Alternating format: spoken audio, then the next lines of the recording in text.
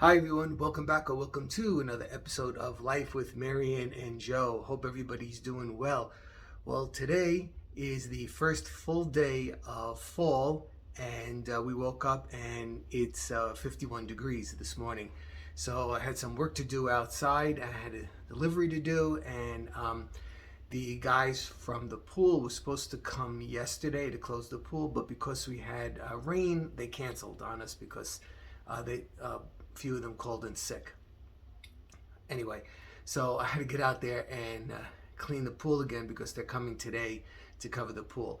Hope you caught my fall house tour. I have it linked below, as well as the entire series of my fall 2022 Fall in Love with Fall Decor. Hope you enjoyed it, or hope you will enjoy it if you watch it. In today's episode, I'm just going to show you what I did in the front window, with the bay window, that's in the dining room. For those of you that know me, you know I like to decorate that for the seasons. And this year I didn't quite put a lot of additional thought into it because I just had so much stuff going on. So I kind of didn't exactly do what I did last year, but I used the same idea. I put scarecrows in there and some apple baskets as well. Have you noticed that scarecrows are exiting fall decor and gnomes are taking over?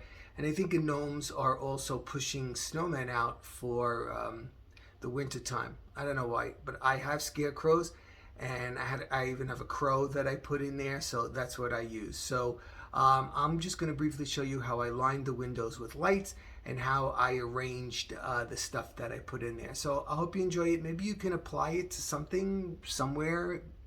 You might find it useful. I hope you do. Okay, everybody. So stay tuned for that, and happy fall. Okay, so here we go. We're going to line the windows, and I do it old school. Marianne taught me this a long, long, long time ago, how to do this, how she did the windows, and of course I've taken over how to do it, in doing it. These are the lights I'm using. I'm using amber mini lights, not orange, not white, but amber, and I start along the bottom. I use Scotch tape, and I don't use any command hooks or any of the other kind of stuff. It's really old school. It's easy for me to put up and take down. And what I'm showing you is how I outline the windows. I start across the bottom, go up the window, then across the middle, then back across the middle again, and I'm going to go up that window, and then across the top, and then all the way down that one side, and then that window will be complete. And then I come over to the next window, and I will come up there, and then I'm going to go across the top of that one, and then down the side. So I'm showing you I didn't tape those in yet. But with the tape, we'll make them look like little soldiers. Up this window, across, then back across again, up, over, and down. And then the entire window will be lined with the lights, just the way I want them, nice and straight. Okay, so next thing in are these icicle lights that I used a few years ago, and I remade them. I painted them orange and I added on some leaves, so it gives a little twinkle and some leaves looking like they're falling, onto the scene. Now I'm going to use 2 apple baskets, and I'm trying to figure out the arrangement that I'm going to use for these baskets. So I thought, well, you know what, maybe I'm going to add a log in the middle and then these 2 baskets on each end. All right, and when I was looking at it, I was like, oh, that space is too big. So let me try a basket in there, but that looked really crummy. And no matter how I arranged it, it just looked crummy. So I said, okay, I'm going to add another basket in here. Now, I'm really sorry for this close-up, but this was like crazy to video because I'm working in this tiny little space. So anyway, here's another apple basket. So I put in garland in there, and then a grapevine, a pumpkin, some Shasta daisies, leaves, and whatnot. And I arranged it on top of the 2 other pumpkins in this way. Now I did use floral wire to hold all of that together. Next in will be these 2 larger scarecrows that we got in the Christmas tree shops many years ago. So as you can see, I used a basket to secure that guy in place, and I also used floral wire and tied him onto that basket, as well as the other one. I put the basket on his foot, and I used floral wire to attach his hand to the basket.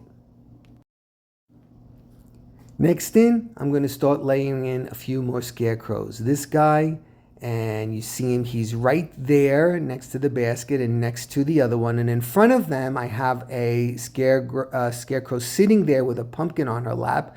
And here's a crow that I put up above the basket, and next to him I have another one of his friends, and he's right next to the scarecrow that is against the basket.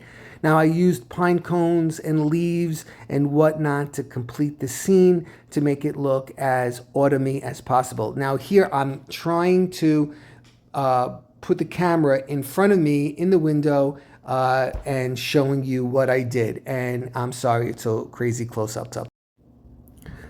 Okay, so here it is from the outside, and here's a little closer look, and I think that came out pretty good.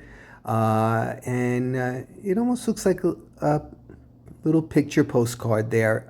It's a classic autumn scene with the scarecrows and the leaves and the twinkling lights, and I think it gives a good representation of the season. So I hope you find this useful. If you don't have a window like this, you could always recreate this scene, maybe even in the house. I'm sure the kids would love it.